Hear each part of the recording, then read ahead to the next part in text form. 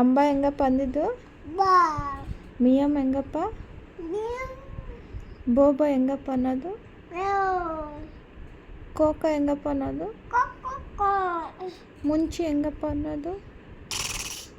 ಚಿಮ್ಮ ಹೆಂಗಪ್ಪ ಅನ್ನೋದು? ಜಾನಿ ಜಾನಿ ಅಪುಲು ಜಾನ್ ನಿನ್ನ ತಲೆ ಎಲ್ಲಪ್ಪ ತೋರಿಸು. ತಲೆಯಲ್ಲಿ, ಕಿವಿಯಲ್ಲಿ, ಕಣ್ಣು, ಮೂಗು, ಕೈ,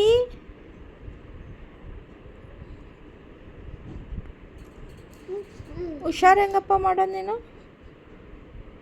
ಹಂಗ